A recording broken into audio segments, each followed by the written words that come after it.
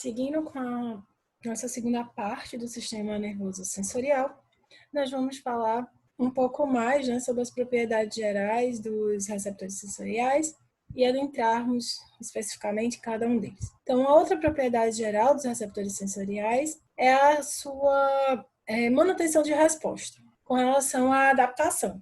Então, essa adaptação ela é diferenciada entre os receptores, de modo que receptores como, por exemplo, os de pressão são mais rapidamente adaptáveis do que, por outro lado, os receptores de dor. E isso é uma forma até de proteção, desse organismo. A gente precisa manter essa sensação dolorosa para se precaver de maiores problemas. Então, quanto à adaptação do receptor, essa resposta aos estímulos persistentes vão ser, em virtude dessa propriedade, mais constantes, mais continuadas, mais persistentes, como é o caso do da dor, ou menos, justamente por esse processo de adaptação. E vai resultar na redução da velocidade da produção dos impulsos. Então, por exemplo, quando nós estamos deitados como um animal, pelos receptores de adaptação, os receptores de pressão serem mais adaptáveis, à medida que passa um tempo, em um curto intervalo de tempo, esses receptores eles sofrem esse processo adaptativo, de modo que esse estímulo ele não vai mais gerar uma intensidade de potencial de ação nos neurônios aferentes sensoriais como antes. Então, vai começar a diminuir e é isso que marca a adaptação. Por isso que uma roupa não incomoda, deitar não incomoda, sentar não incomoda. Diferente do de dor, que não diminui esse estímulo até pelo processo inflamatório envolvido. Então, a gente tem essa permanência no sentir, porque a adaptação desses receptores é bem mais baixa. Então, dessa forma, a adaptação dos receptores depende do tipo de receptor. Agora, entrando realmente em cada receptor propriamente dito, no caso dos receptores mecânicos, os mecanorreceptores, receptores que estão ligados ao deslocamento tecidual, ou seja, ele toca, pressão, vibração, eles estão localizados em várias porções do nosso corpo, como pele, musculatura, em algumas estruturas pilosas, como as vibríceas do gato, também no trato digestório, no coração, em vasos sanguíneos, que são os baroreceptores, nada mais são do que receptores de pressão, receptores mecânicos, em áreas de gengiva. Então, várias regiões possuem esses mecanorreceptores. A pele, ela é mais conhecida, Ocorre um maior detalhamento da função desses mecanorreceptores na pele. E dentre eles se destacam os discos de Merkel, os corpúsculos de Meissner, as terminações de Ruffini e os corpúsculos de Pacini. E a esses receptores, eles são sensíveis a toque, pressão e vibração. Lembrando, Essa é uma função dos mecanorreceptores. Identificar essa deslocamento tecidual para toque, pressão e vibração.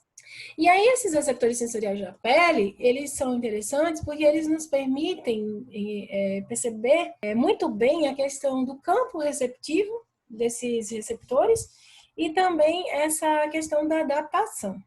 Isso porque, no caso do disco de Merkel e dos corpúsculos de Meissner, esses são receptores de campos receptivos pequenos, ou seja, as regiões do nosso corpo que possuem uma grande quantidade de discos de Merkel e de corpúsculos de Meissner são regiões extremamente sensíveis.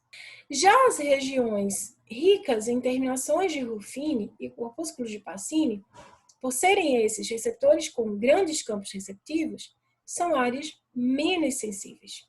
Em contrapartida, os discos de Merkel, de campos receptivos pequenos, e as terminações de Ruffini, de campos receptivos grandes, ou seja, uma bastante sensível e outra menos sensível, ambas possuem adaptação lenta. Então, todo estímulo dado, seja nessa de campo receptivo pequeno ou de grande, ela terá uma adaptação rápida, ou uma adaptação lenta. Já os corpúsculos de Meissner e os corpúsculos de Pacini são de adaptação rápida. Dentre os mecanorreceptores, podem ser descritos aqueles presentes na estrutura pilosa, presente nas vibriças, os bigodes dos gatos. E é isso que permite grandemente a orientação desses animais, né, dos gatos, dos ratos. Então, é essa presença de mecanorreceptores nessas vibriças. Quanto aos nociceptores, esses são receptores nocivos, como o próprio nome diz. Então, eles recebem informações que são nocivas. Eles vão conduzir impulsos nervosos gerados a partir de estímulos que causam dano tecidual iminente ou em andamento. Eles não conduzem dor. Importante lembrar isso desde então. A dor, ela só acontece após a leitura da informação nociceptiva. Então, ela só é gerada a nível de consciência, de córtex cerebral. Então, os nociceptores, eles têm a função de conduzir informação nociva, de fazer a nocicepção. Seja ela uma informação mecânica, térmica ou química. Então, dessa forma, a informação mecânica, por exemplo, já não vai ser mais a informação de toque, de pressão, de vibração. Ela vai ser uma informação nociva, uma pancada. Assim como a térmica não vai ser mais uma temperatura fria ou quente dentro da faixa de temperaturas fisiológicas. Ela será uma temperatura agora nociva ao tecido, seja ela fria, seja ela quente. E a química, o mesmo princípio. Esses receptores nociceptivos, eles podem ser unimodais ou polimodais, né? Multimodais, também chamados. Então, eles podem responder a apenas um tipo de estímulo ou a mais de um. E vão indicar, como já comentamos, lesões teciduais iminentes ou em andamento. Ele vai conduzir informações, né, a respeito dessas questões, de estímulos que vão estar relacionados a lesões teciduais, a danos teciduais iminentes ou em andamento. E eles são seletivos aos estímulos aos quais respondem. Então, grande parte é realmente unimodal. E a partir, grandemente, da sensibilização desses receptores sensoriais, desses nociceptores, que são gerados os arcos reflexos, os reflexos medulares simples, né? Os reflexos de retirada. Porque a partir da estimulação dos nociceptores, que são os aferentes sensoriais primários, nós teremos a ativação dos neurônios motores inferiores, né, dos alfa, promovendo essa retirada, esse ato de retirada, esse ato reflexo de retirada. E também pela sensibilização dos nociceptores, são gerados os processos chamados de hiperalgesia e de alodinia. Nesse caso, o tecido já lesionado, né? Tendo sido lesionado. A hiperalgesia, ela consiste no princípio de que aquilo que dói passa a doer ainda mais.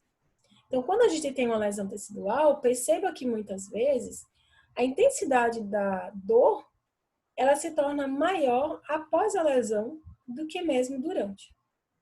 Isso se deve à presença de substâncias, né, a liberação de substâncias como prostaglandinas, que vão estimular as terminações nervosas nociceptivas, fazendo com que ocorra maior geração de potencial de ação nesses nociceptores, consequentemente, com maior condução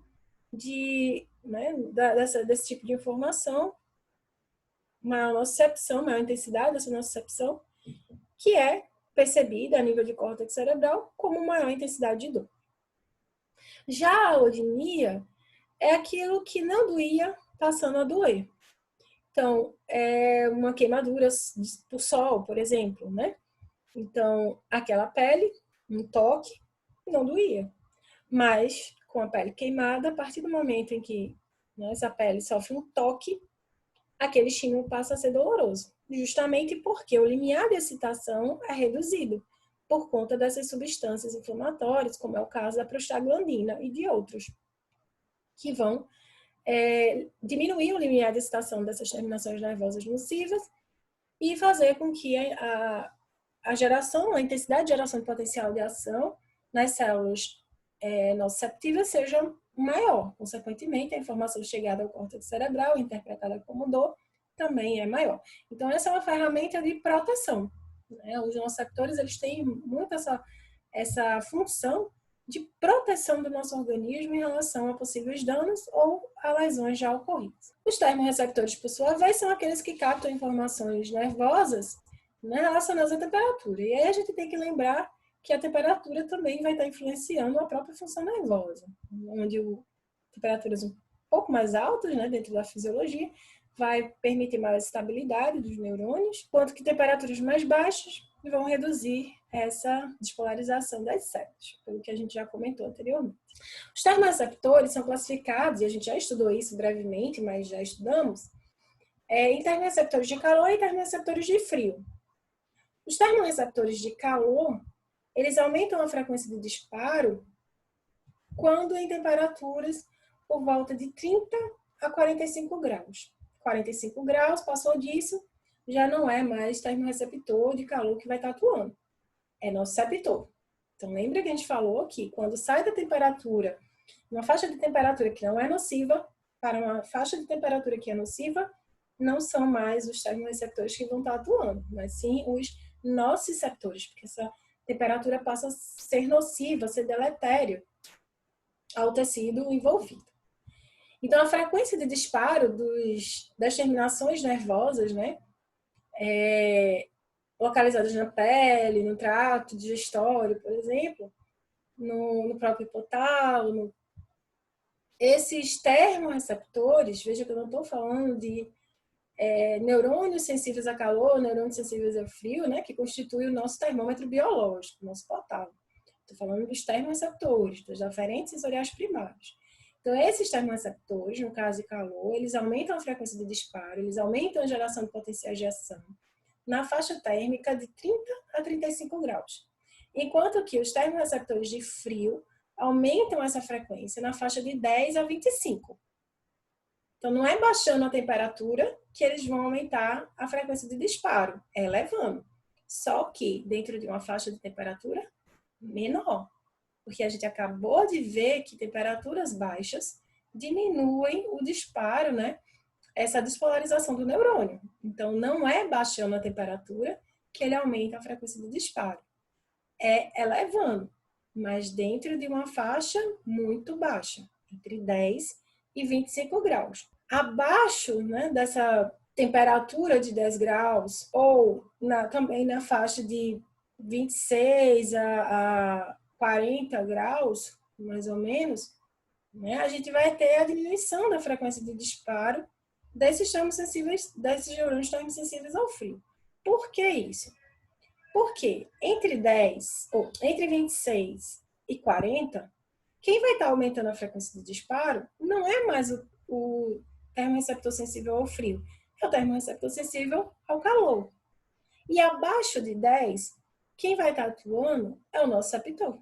Os termorreceptores, eles são receptores de rápida adaptação também. Então, a gente veja que a gente tem um estresse súbito, né? Quando exposto a temperaturas baixas ou altas, mas relativamente de forma rápida, a gente se adapta, ou ao calor ou ao frio, né? Dentro de uma faixa de temperatura viável, compatível com a vida, né? Dentro de faixas nocivas, não, porque aí não teremos mais termorreceptores, mas sim nociceptores. Quanto aos proprioceptores, são os receptores sensoriais que conduzem informações sobre a relação do indivíduo com o ambiente e com ele mesmo.